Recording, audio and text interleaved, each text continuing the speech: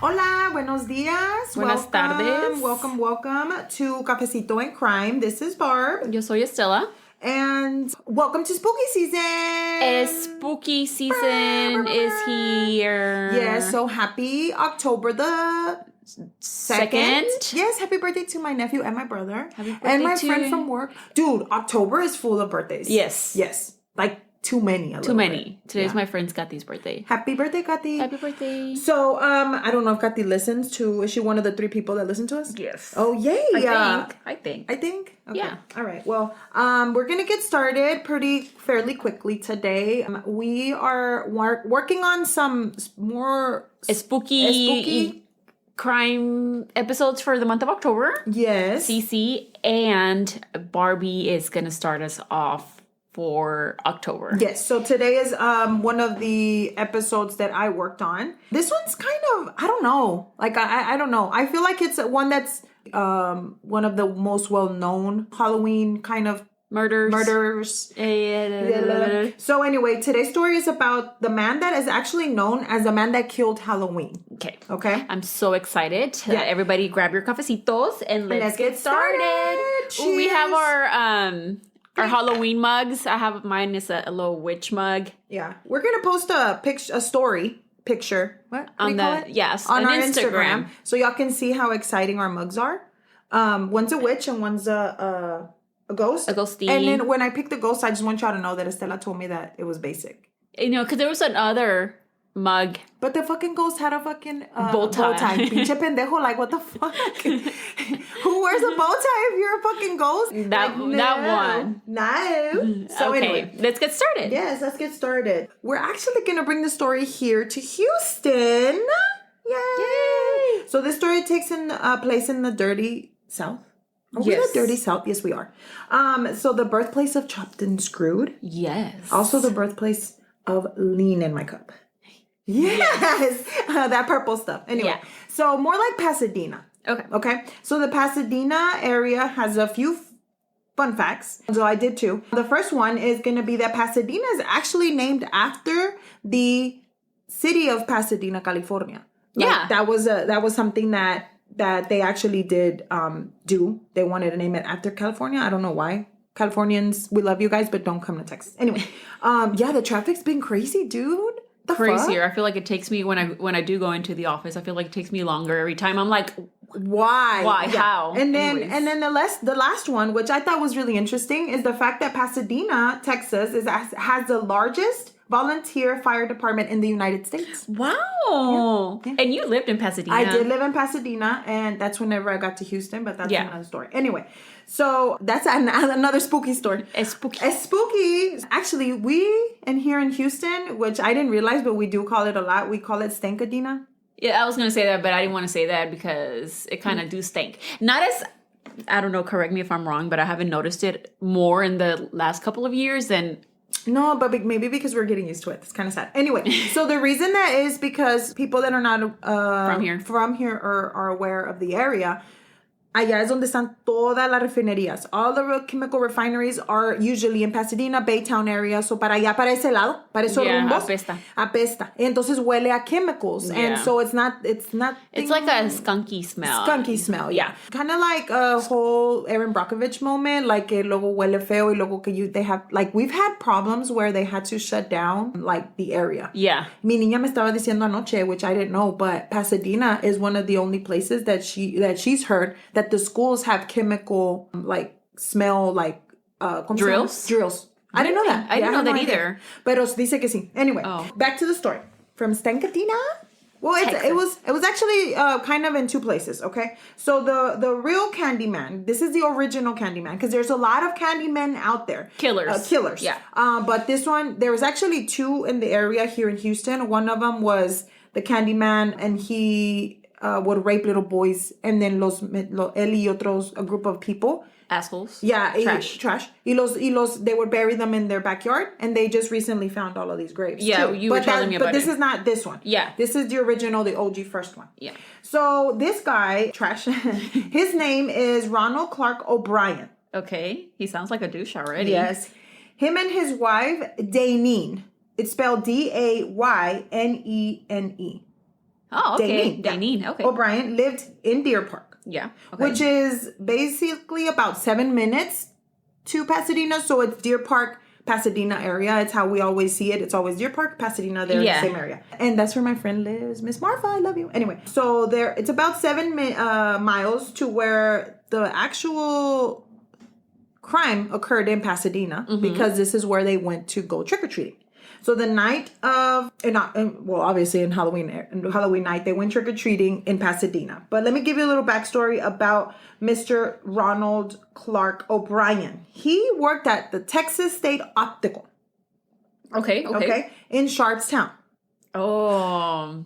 But I think that Sharpstown wasn't as bad as it is now. Back then? Ahorita, what do they call it? Shack. Something like, it's bad. I don't know, but it's really bad over there. Yeah, they're Shanktown?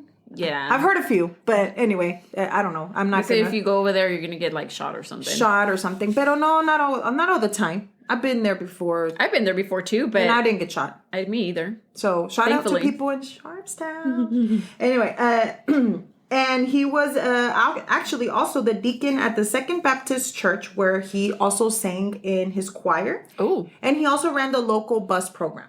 Oh, he was busy. Yeah, he was busy. He was involved in his community. He was very, man of the church. Yes, man of his church. He was booked and busy. Pero luego se puso a hacer mamadas. Pues vamos a ver lo que hizo este güey. Okay? So we start the story on October 31st, 1974. Okay. Halloween night.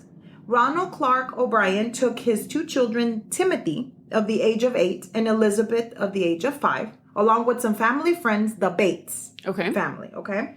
Which also had 2 children, but only one of the children went with them trick-or-treating. So it was the 2 adults, the dad, O'Bryan, and the Bates family member, and then one of their children, and then Elizabeth and Timothy. Okay. So they go. But the weather wasn't that very good for trick-or-treating. Estaba lloviendo.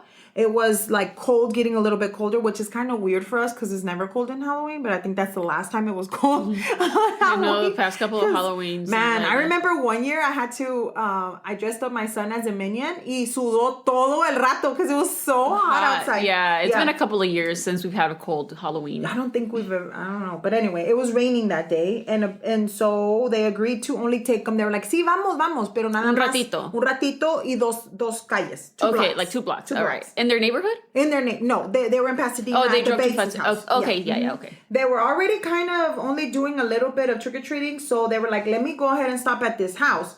Pero it was dark. So what does that mean? Está oscuro. Yeah, they're not giving out candy. They're not giving out candy. That's the rule. Si está apagada la luz, they're not giving out candy o ya se les acabó. Yeah. Right? So they only came to the door assuming that they were probably hiding because that's what we do. I don't know about y'all, but...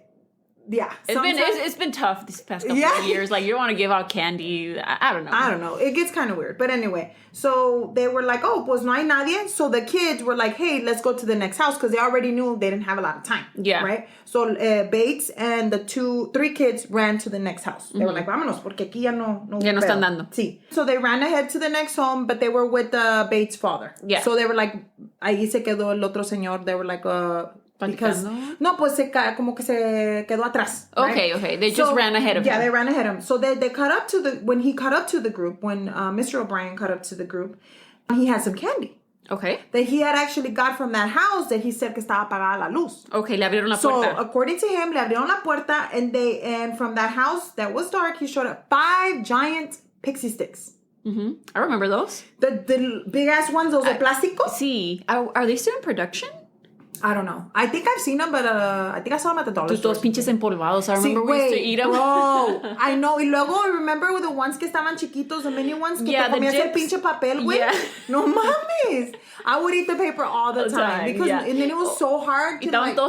The top todo mordida, todo masticado. So, le salía. So that's how it was. So it was, but they gave them the giant ones. Yeah, the giant ones. That's nice. Yeah, they have money. They have money in that house. To be giving those big old giant But that was ones. that was bomb, bro. Yeah. Like, te venga tu papá y te diga, hey, they gave me this. Like, the big sizes. Not even the little, but the big sizes, bitch. Yeah. Anyway, so ya les dieron 5. Okay, and it was 3 kids. So they were kind of like, oh my God, I can't believe that they gave you this candy, Dad. So he gave out the candy, 1 to each children. So it was Timothy and Elizabeth, and then he gave one to each one of the Bates kids. So cuando regresaron, le dio uno al niño que estaba allá, que no fue. Yeah. Pero a ver, ¿por qué no fue? No sé por qué no pues, fue. Pero no fue, pero quería dulces. And then the last one, he gave it to a 10-year-old boy named Whitney Parker. So Whitney Parker, he knew from church. Oy, changos. From church. He knew from church. And he had knocked on his door cuando ya habían regresado a la casa. And he knocked on his door, trick or treat, y le dio el otro. El pixie stick. El pixie stick. So él ya no se quedó con ninguno. Okay, so he gave out all 5. All 5. Okay. Right? So it was getting kind of late. So, of course, the kids wanted to have at least one piece of candy. They were like, can we have one piece of candy? Can we have one piece of candy? And so then the dad was like, so, dijo, está bien, you can have one. Mira, no hay pedo. Of course, Timothy was like, I want the pixie stick. Right? The big one. The big one. According to Ronald, he picked that one. And then Timothy had trouble kind of opening it. So the father, that he was nice, very nice, le ayudó a abrirlo. Okay. Because I know they were like kind of like stapled or like sealed y lo tenían ese papelito on top of it. Yeah, let me finish that. So he was having trouble with it. So, of course, the great father that Ronald was, he helped him and y hasta eso le ayudó to loosen the powder. Okay. Para que se lo comiera. Yeah. ¿verdad? So he had no trouble. Sí, so he wouldn't have any troubles. Yeah. But the thing is, after tasting the candy, Timothy complained that it was que something was wrong. Sabía a mierda. Like it was nasty. It was bitter. Y entonces, it was just not good. He was like, something's not right. Le decía al niño. Entonces, which was kind of weird because as we know, I mean, I don't know if anybody out there has not tasted, the 5 people that listen, has not tasted pixie sticks, but they're literally sugar. It's nothing powdered but sugar. Diabetes. Wow. Diabetes. It's because this is part of the spookiness of the story. The diabetes is on there. Sugar. Yeah, sugar in a stick. ¿Qué más quieres? So then, I mean, it's an 8-year-old. Of course, he's going to be able to tell, hey, esto no sabe like it's supposed to. Yeah. So the dad was like, oh, no te preocupes. It's fine. Let me give you some Kool-Aid so you can wash down the pixie stick. The sourness of the bitterness. Yeah. Oh. So le dio Kool-Aid. Más azúcar. Yeah. I mean, he really didn't give a shit, apparently, right? Yeah. So, to help it wash it down, para que se lo comiera. How nice. Isn't he sweet? Yeah, the sweetest. So then, but immediately, Timothy started to complain that his stomach started hurting. Le dolía la panza. And you would think, pues a lo mejor de tanto dulce, right? Yeah. Pero he ran to the restroom and he started vomiting and actually convulsing. Oh my God. Yeah. Pobrecito. So then they called the ambulance. Obviously, it was like, hey, hay pedo aquí. Something's wrong with my son. He's vomiting. An 8-year-old. Whatever it is. And according to Ronald's statement, he said that Timothy went limp after he was vomiting. Convulsing. So he was convulsing, went limp in his arms. And on the way to the hospital, less than an hour after eating the candy, sadly, Timothy O'Bryan passed away. Oh my God. So that was October 31st, 1974. Timothy would have been 8 years old, as we know, right? Mm-hmm. So right after his son's death, Ronald was questioned. Hey, ¿qué pedo, güey? What happened? What did he eat? Why was he vomiting? That's the first thing you say, or a lo mejor something le hizo daño, So he was questioned about the events leading to the death of his son, and he did tell them about the pixie sticks. Sí les dijo. And the police started to worry about the pixie sticks and where he had gotten it from. Yeah. Hey, what happened? Where'd you get these candies from, right? Did he tell them, we were out trick-or-treating? So let's get there. Okay. He told them that he was given 5 of the pixie sticks and that they were out trick-or-treating. So they were like, okay, we need to find the rest of this candy. Right? So they wanted to get the candy back immediately. So they were able to recover 3, obviously. Out of the 5? The 5, because the 3 were the kids that they know, the Bates, and then de su hija y de Timothy. And then the other one took a bit longer, though. El que le dio al Whitney. A Whitney. Porque he knew who Whitney was porque iba a su church. Oh. Pero no sabía su nombre. Okay, nomás que era un niño. Que era un niño de 10 años y que lo miraba en la iglesia. Which it could happen. Yeah. That's plausible. Yeah. Because yo no me sé todo. I mean, I could probably meet my kids' friends and stuff like that, pero pues no me acuerdo cómo se llaman. Not because they're not important. It's just because you have other shit to think about. And so then they wanted to recover them. It took them a little bit longer, pero ya cuando Ronald les empezó a dar la information, entonces they were like, okay, they found the family. So the parents of Whitney were like, fuck, dude. Like, we have to find this fucking candy, right? So they informed them and they looked everywhere for the pixie stick. Like, bitch. They were like, where is this fucking candy, right? But they went through all of his candy that he had collected that night y no estaba el pinche pixie stick. Yeah. So Whitney is a sleeper. They go upstairs, they check on him, está dormido in his bed. And they ran to his room, and guess what? He had fell asleep holding the pixie stick because it looked like he was trying to open it y no pudo. Oh my God. Yeah. He could not open the pixie stick because of... I mean, what a relief in a way, but it's right there with him. He was trying to fucking eat it. He was trying to eat it, and so his parents wouldn't find out. So lo llevó a su cuarto. That's what I would have done, you know? Pero como estaba stapled, batalló, so no lo podía abrir. Well, como estabas diciendo que Timothy had problems with his too, y su papá le ayudó. Y su papá le ayudó, right? So the reason that they struggled to open it was that the candy was stapled. Right. And once the police took all the candy and tested it, they found out that the top 2 inches of the pixie stick had been opened and refilled with cyanide powder. And then they resealed them with staples. Because as we know, those things were heated closed. Yeah, like sealed. Sealed with heat. Not with staples. Right. So the fucking person who did this, they didn't even do a very good job of it because the staples estaban todos pendejos and shit. And so then they're usually heat sealed. So pretty much basically, bitch, you're going to be able to tell if they're tampered with. They were tampered with. So then they go into a frenzy. Everybody starts freaking the fuck out, right? Because now we need to find out where they came from. Are they coming from, right? And then so they're probably like thinking that what if there's more out there, There's more out there. And we always know, like your parents would always tell you, you can't eat this. We have to look at the candy before you eat it and all this other bullshit. There was a period like that too. Yeah. I remember growing up.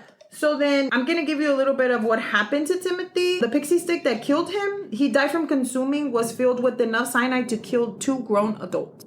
Oh my God. He's 8. And he's tiny. He's tiny. He's a baby. Now, this was found after they did the autopsy. Okay, so we're going a little bit ahead because obviously back in 74, autopsies and shit took a little bit long. Okay, so he was killed too, pero maybe no se lo comió todo. Maybe lo vomitó. Yeah. Maybe no alcanzó a comerse mucho. But the other pixie sticks, when they were tested, had enough cyanide to kill one of them, to kill 3 adults, and the other one to kill 4. Damn, bitch. So now, this is like worry. Like I said, the community starts freaking out.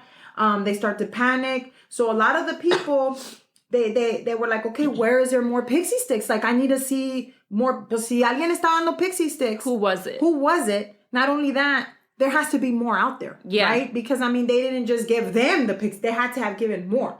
So everybody starts bringing their candy into Deer Park and Pasadena police and was like, hey, y'all need to go through this fucking shit because we're not, we don't want that shit. Question. Did they think that maybe it could have been other candy, not just the pixie sticks? Like it would have been like more than just the pixie sticks like contaminated? You're right. Yes. Oh, okay. So what they did was that that's why everybody started bringing all of the candy. All the candies, so not they just started, pixie sticks. Like checking on it and stuff like that. I wonder, I don't know how they would test the candy, but I know that we've gone through this in another episode because for some reason cyanide was it was the fucking the Tylenol murders was the cyanide and there was other things. No, the other one was that other one. That lady.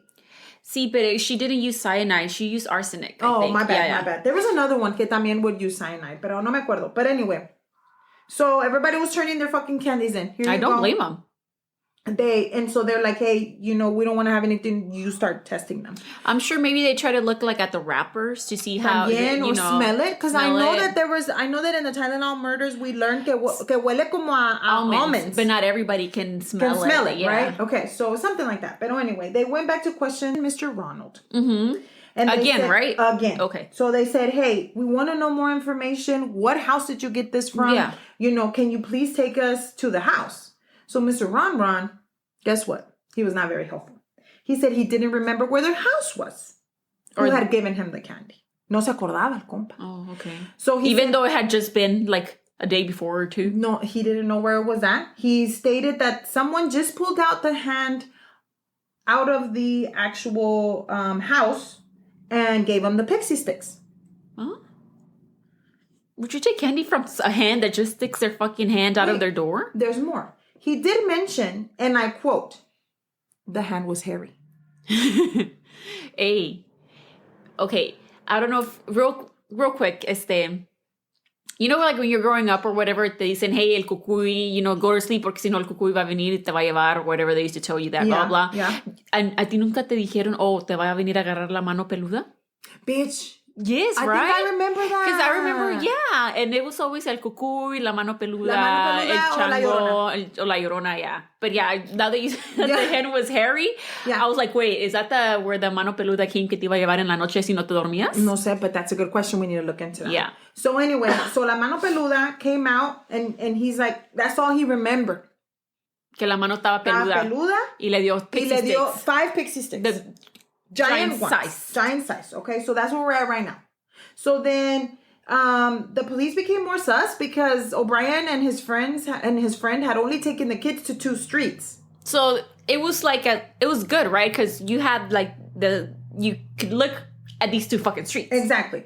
So because of the weather being so rainy, and he also noticed that none of the homes that they visited had given any more fanciful size pixie sticks. Nobody else had given that. The police was like, why in the hell did only that house gave you those and they're only for you? Because if they were getting the candy from everybody else, nobody else had pixie sticks that were nobody size. Brought in those size. Yeah. So then if that's the case, then there has to be a way that you remember where the fucking house is, right? Yes. Come on. It's your son. Yeah. Get it together, bitch. Right? You want to fucking figure out who killed your son. So then, al último, they asked him 3 times to take him to where he had gotten this. La policía O'Brien. A Ron. Le dijo, hey, pues, ¿dónde agarraste el candy? Like, can you please tell us where? And no, pues, no se acordaba el compa. But after 3 times of them asking and walking the neighborhood. Oh, they walked his ass, be like, bro, Ron, tell us, ¿dónde está la casa? 3 times. They walked with him. Let's take a quick break. Persons of Interest is back, and it's bigger than ever. That scream will echo in my head for many years. Taser! He's gonna shoot! Oi! Shot fired. Stay out! You got a gun on you! He had the perfect aim. I am absolutely stressed at that point. I have no idea where my officers are. Persons of Interest available everywhere you get your podcasts. He did point out a house. Okay. That he said that no one had answered the door there. So they was like, nobody answered the door here, so this has to be it. But also, they asked Mr. Bates. He was there too. You know, hey, ¿cuál es la casa? And he said, yeah, that was the door that they didn't answer. But if you think about it, Mr. Bates, nada más no abrieron y le dieron. I mean, he probably didn't pay attention to the details, you know? But anyway, that's just me being, thinking. So, after the 3 times of the owner, they found out that they were going to go and question that house, right? Because he said, esa es la casa. So, he said that the lights were off, but they did crack open the door and then handed him the pixie sticks. That's what he's saying, with the hairy hand. La mano peluda. The home was owned by a man named Courtney Melvin. So he was picked up by the police and questioned. And it was very bad for him because he was picked up. Mind you, people were invested in the story. Oh, yeah. Because, I mean, shit. Now people are giving out fucking candy que está... To little kids. Like, yeah. Somebody died. Yes. You know? The little baby died. And so then they picked him up in front of all his coworkers, like all the police, the fucking FBI, el pedo ahí, todo, you know? Yeah. Question. ¿Vivía solo? No, let me. Oh, okay. So then they pick him up, but he had an alibi. Yeah. He was at work. This is what Melvin said. Melvin was an air traffic controller at William P. Hobby Airport, and he did not come home from work until 11 p.m. that Halloween night. Oh. The only people that were at his home were his daughter and his wife. Okay. His daughter and his wife, and they had already turned out the lights porque se les acabó el candy. Okay. They were out of candy, so they turned off the lights, and they didn't want the kids to be upset, so they turned off the lights. So the lights were off from that home. But they had already given out candy. They were already given out candy. They were done. And guess what? His wife... And his wife no tenía una mano peluda. No tenía la mano peluda. Mm-hmm. So then not only that, so that they did turn off the lights, but... That was true. But while they were investigating, they didn't have any pixie sticks to give out. They never did. They never did. Yeah. Right? They said that. They're like, we never gave out any fucking pics. Not only that, bitch, but they questioned 200 people that confirmed that Courtney was at work. Yeah, so there was no fucking way. He worked right here at His Harvard. alibi was like concrete. He's like, bro, guess what? That wasn't me. I was at work. It took 200 people for them to believe him because at this time the police is like, they have to find somebody. They have to find, yeah, the public demands it. Yeah. I mean, well, yeah, you would want to find who killed this 8-year-old boy anyway, but why would you want to do something like that on Halloween? You know, trick-or-treating is something that people do every year and that, you know, but then you're kind of like at the same time, shit, people are fucking demented out there. So now you're worried, like, what the fuck? The investigation kind of continued because they're like, well, it wasn't him. Yeah, he had a good alibi. So then who? Then ¿dónde está sacando esto el pinche Ron? Yeah, Ron, stop. So they continued and they find out that Ron, they kind of kept an eye on him, but he was upset at his family the day of the funeral of his son because they broadcasted the funeral on TV. Mm-hmm. So, but he found out that his family didn't stay up for the broadcast and listen to his song. He wrote a song yes, ma'am. He wrote a song to his son. Okay. And after he had passed away? And about Jesus. Okay. After he had passed away. And he was singing about how his son had joined the Lord in heaven. Okay. And he found out his family no oyó la canción. Nobody listened to it. So they just stopped as soon as... They just stopped watching so they didn't listen to the song, the Ron. The Ron. And he got upset. He got upset at them. Right? Okay. So then police is like, what the fuck are you talking about? Yeah. Not only that, but he didn't seem upset like that he didn't seem sad. He seemed upset that people didn't listen to his song, not that his son had died. You know? So it kind of like, you know. The papa were like. Yeah. So they're like, I mean, and I'm not trying to toot our horn here, but, you know, Texas police were pretty like, on it.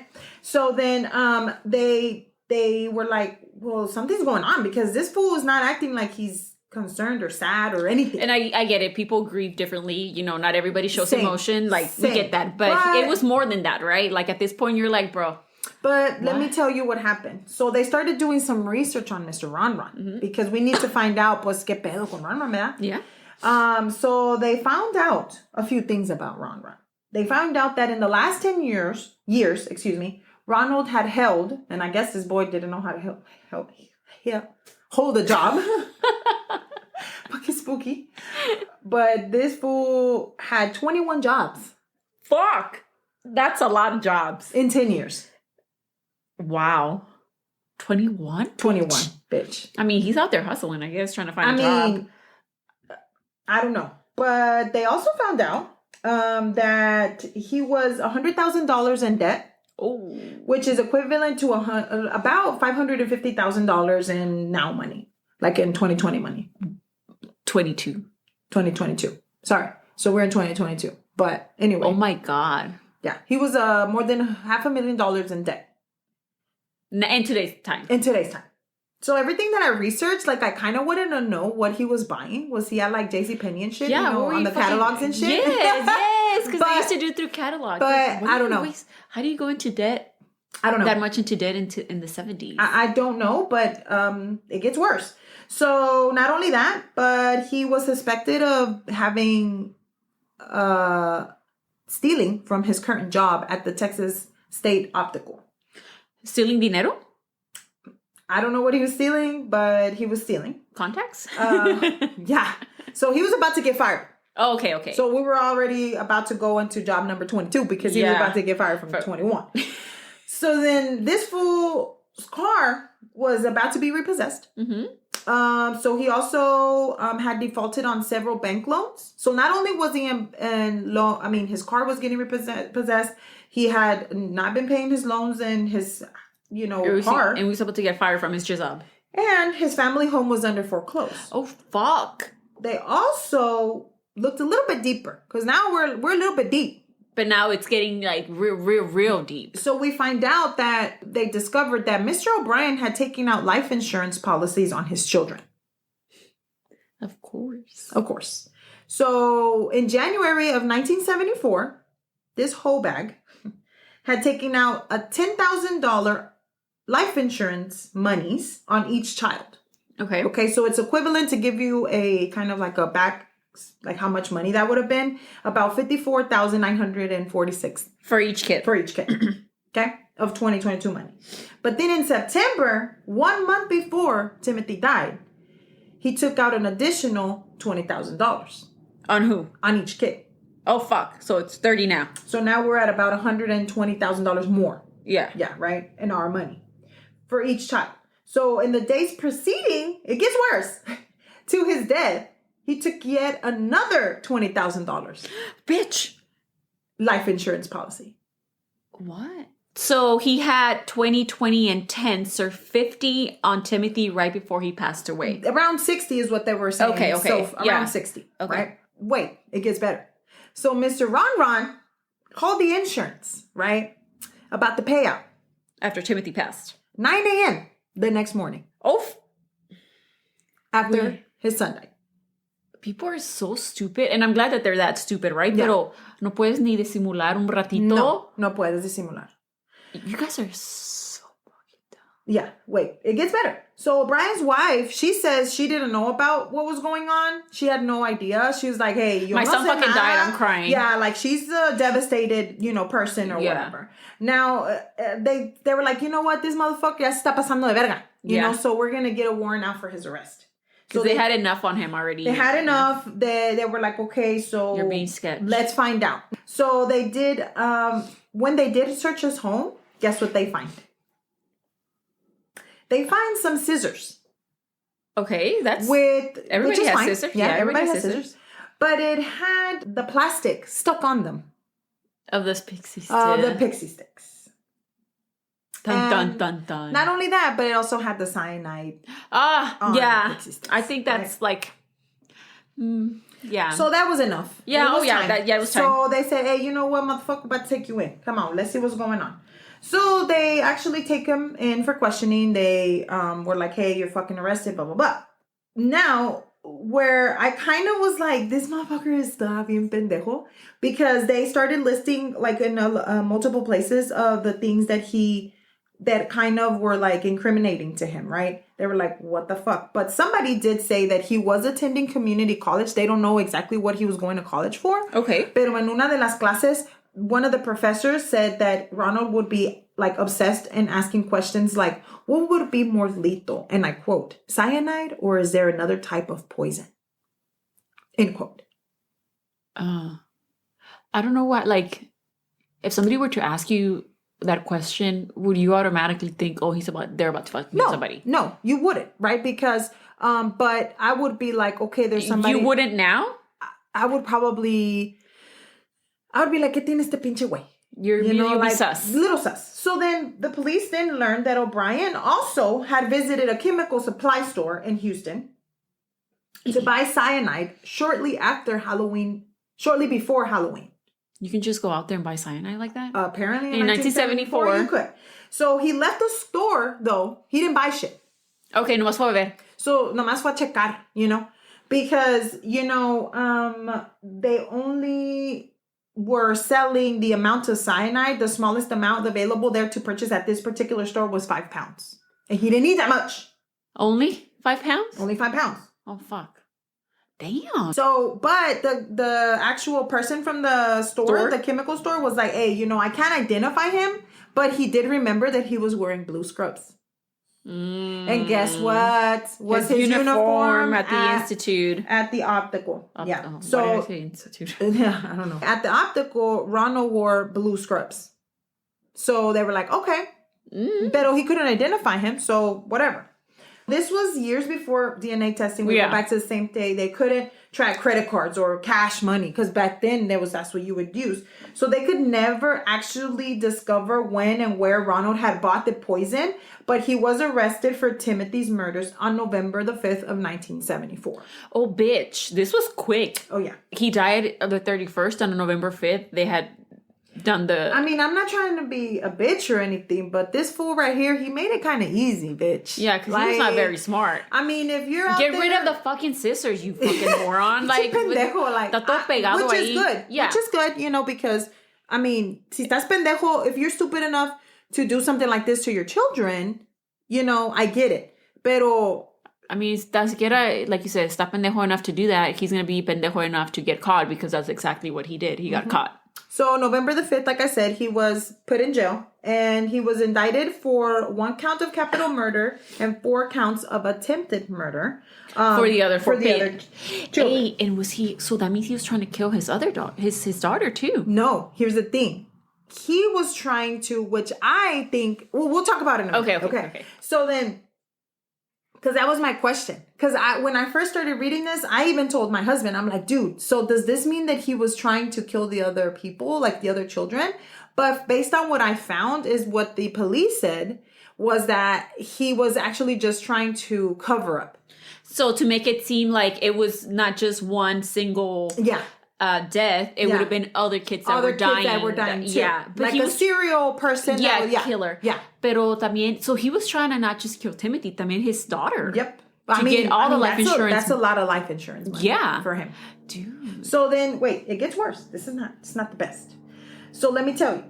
So he was indicted, as I was telling you. So O'Bryan, he entered a plea of not guilty. What? Oh, okay, whatever. To all 5 counts. Okay? Mm-hmm. His trial began in Houston on May the 5th, 5 Mayo, 1975. Okay, the following year. During the trial, a chemist that Ronald knew testified that Ronald contacted him with asking him about cyanide and how much would it be to use to be fatal.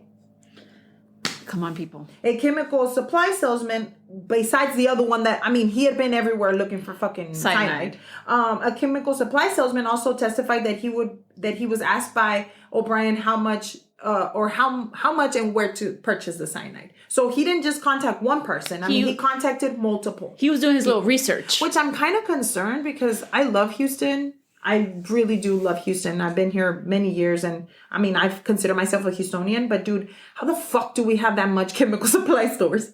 Shit. Well, it makes sense. Houston's a big ass city. I don't know. But anyway, not only that, but his friends and coworkers also testified at the trial. And they said that months before Timothy's death, O'Bryan showed unusual interest in cyanide and spoke about it, how much it would take for it to kill a person. Like, not only was he talking a bit about school, he's kind of a little bit got like obsessed to trying to find out how much it would take. And not even a person, bitch. You killed a little person, baby, your son. Not only that, like your son. So we also had Ronald's sister and brother-in-law that testified the day of the Timothy's funeral. He was saying that he was going to take a long vacation after this and that he was going to buy some things with the money from the insurance policies. He told that to people? To his brother-in-law and his sister-in-law that were at the funeral of his son. That he wasn't sad about. Exactly. But he was sad about them not listening to his song. Es que canto. Oh, en vivo? Live? Vivo, way. Live. Oh. Yeah. And he was sad. Yeah, he's a fucking dumbass. Yeah. No, he's trash. Yeah. Very, very much so. So then Dainine... Su wife. I kind of have mixed feelings about Dainine. Because at first she said, like I told you before, that que ella no sabía. Yeah. But then she says other stuff. So let me tell you what she said. Dainine said that it was not true that when Timothy was going to bed, it was not his first choice to get the pixie stick. Right? Okay, which is what Ronald has stated. She said that his father had made him choose the pixie stick candy to eat it the night that he died, and he also helped him open it. Like, loosen the powder. Yes. Le ayudó pa que así so Dainine says that at trial. At trial. Okay. Mm-hmm. She also said that the life insurance policies were supposed to be taken out on her, but they couldn't afford the payments. Because she was older. Yep. Oh.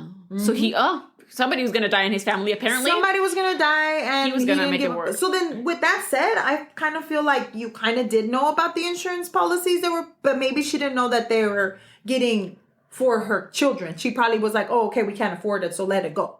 Oh, so she didn't know that That's what she was saying. She kept saying she didn't know that he had taken the life insurance, all of them, or just like that's what I don't know if I maybe misunderstood or something. But what I found out was I actually found this in 3 different places where she said that she didn't know that he was getting the life insurance policies on her kids.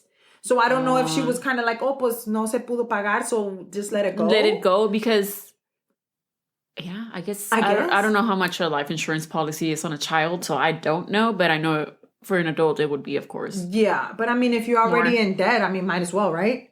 Might as well go big or go home. Yeah. Is what he was thinking. Yeah. So then that's why I kind of didn't know about her a little bit. Like you just weren't sure enough. But, as the whole time, Ronald Clark O'Bryan says that he did not do it. He's like, I didn't do it. So what does he think happened? Just that some random ass hairy hen gave him pixie sticks and his kid died for it? Well, yeah. Well, Ron said that the reason that he wanted to buy all this cyanide was because he was trying to be productive in his job and he wanted to clean glasses with it. You can clean glasses with cyanide? Hold on. Let me clickety-clack and pull it up. Yeah.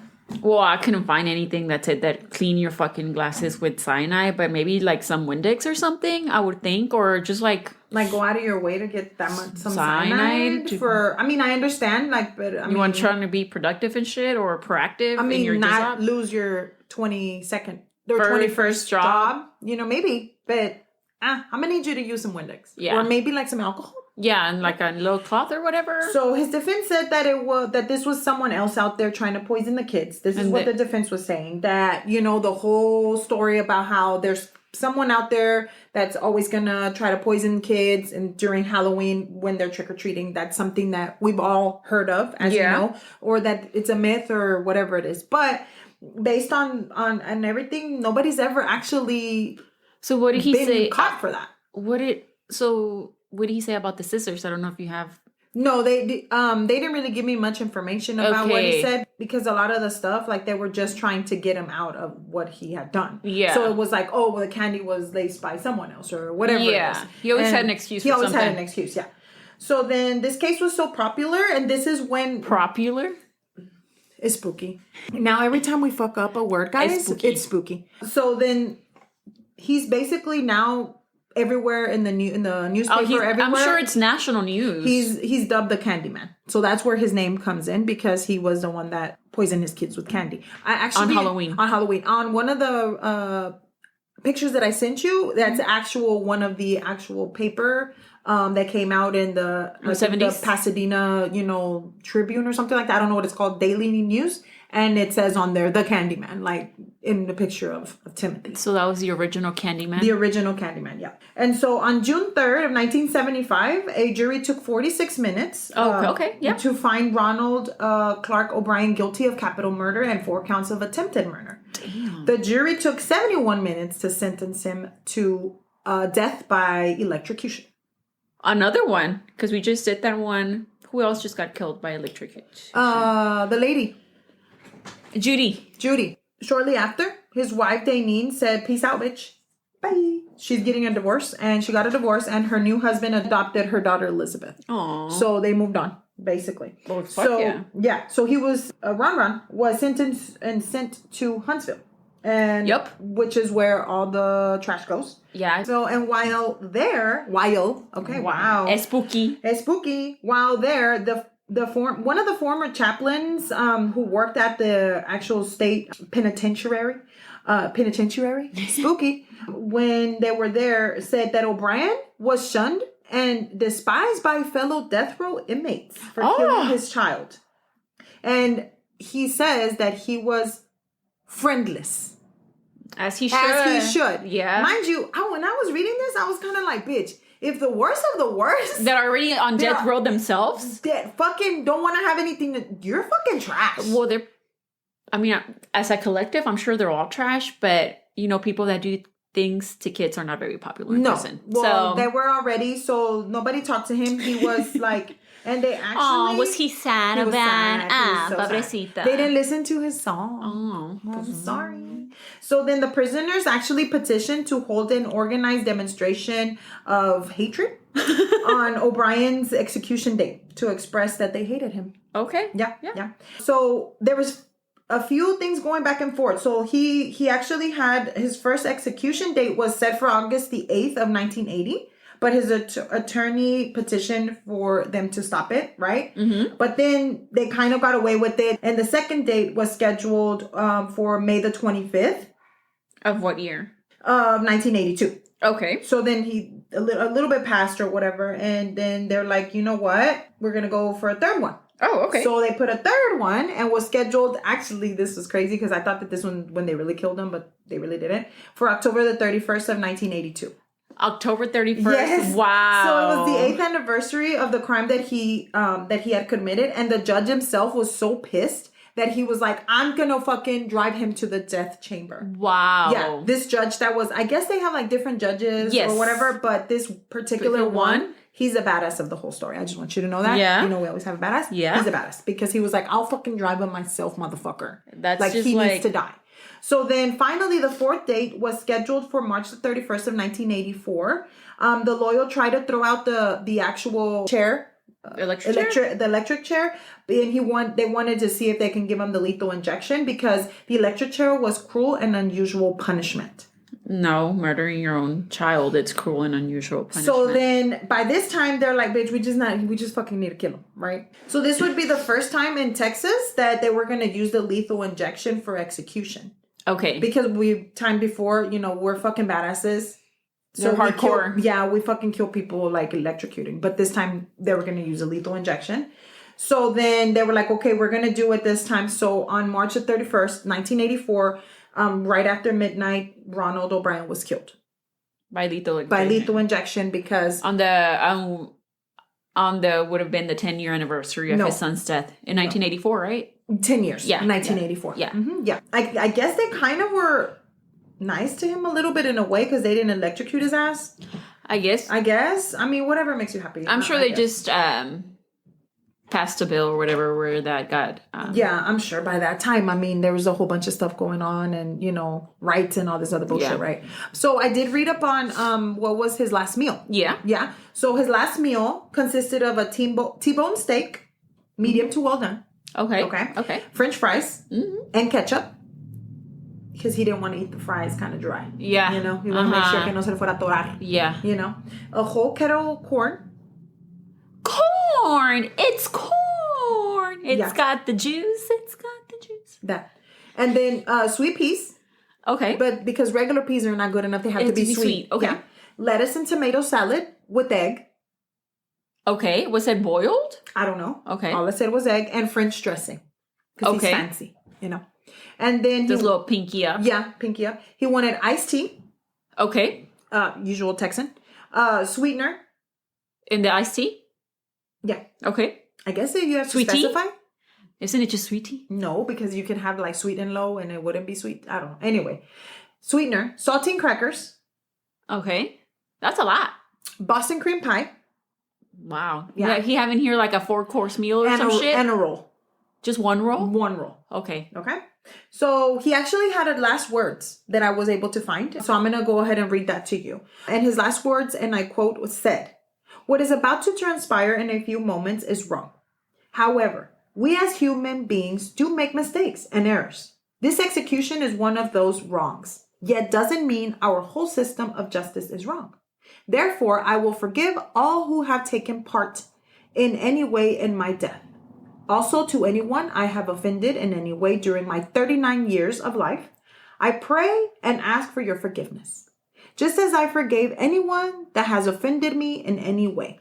I pray and ask God for forgiveness for all of us respectfully as human beings. To all my loved ones, I extend my undying love. To those close to me, know in your hearts I love you, one and all. God bless you all, and God best blessings be yours." Wait, P.S. Oh, there's a P.S. During my time here, I have been treated well by all TDC personnel. End quote. Okay. So he gave him a little review before he kicked the bucket? Mind you, not one time did he say he was sorry about what he'd done to his son. Mind you, not one time did he say that he was remorseful. I shouldn't have done this. Well, Nada. But he kept on saying que he didn't do it, right? He kept on saying he didn't do it. Well, bro, you did it. But this is a little bit crazy because I feel like a lot of the people that were upset about this, I don't know if they still allow this to happen, but during the execution, a crowd of about 300 demonstrators. Yeah, you can go and sit when somebody's getting executed and see it. Well, no, they gathered outside the prison and they were cheering. Oh, I get it. I mean, and some of them yelled trick or treat. Oh, yeah. I think they took it too far, but anyway. Others threw candy at the anti-death penalty demonstrators. I mean, you know what? Whatever floats your boat. Whatever makes you happy. Just don't be hurting other people. So Ronald Clark O'Bryan is buried in Forest Park East Cemetery in Webster, Texas. Yeah, like down the street. And then Timothy O'Brien, which broke my heart to hear, but is buried at Forest Park Lawndale Cemetery in Houston. Yep. I could not believe it either. I was like, what? But that is the story of the OG Candyman. Bro, he was 39. And I know Timothy was 8, but he was 39. Ron was 39. Yeah. And it's just so crazy. Like, little sister Elizabeth, right? Mm-hmm. Like, you grow up and she was little. She was 5, right? At the time. Yeah. Mm-hmm. But she didn't fully understand what it meant or what happened at that point. But you're like, when you're older, so mom would be like, hey, your dad murdered your brother. And so your dad's not dead too. Like, what? Yeah. Yeah. Like, I wonder, I mean, do you hate somebody for the rest of your life? Like, I don't know. I don't know. What do you guys think? You can just leave us a comment if you would like. You're more than welcome to. But, do you think that he really didn't do it? No, he did it. In my opinion. In my opinion, he did do it. I really tried my best to look to see where was it. Then maybe you could have been like, well, I don't know. Maybe he didn't. Maybe there's somebody else. Yeah, maybe there's somebody else. But till the last day of his, as you can tell, he kept saying that he didn't do it and that it must have been the mystery armed hairy man that did it. That he never could say where he lived or where it came from. But I mean, I don't know. But yeah, that's the first episode of our spooky season, guys. Well, thank you so much for listening. Yes, thank you for listening. Please leave us a message, send us a message, whatever. Leave us a comment. You can follow us on Instagram at Cafecito and Crime Pod, or you can send us an email at cafecitoandcrimepod@gmail.com. And not only that, but make sure that you maybe send us a recommendation. Yeah. You can send us a recommendation. What do you want to hear from us? And let us know how we're doing. We really want to hear your comments. Tell us what we're doing right or what we're doing wrong. We're okay with that. Yeah. And let us know how we're doing. With that being said, we're going to peace out of this one. Pero ahí nos vemos. Adiós. Bye.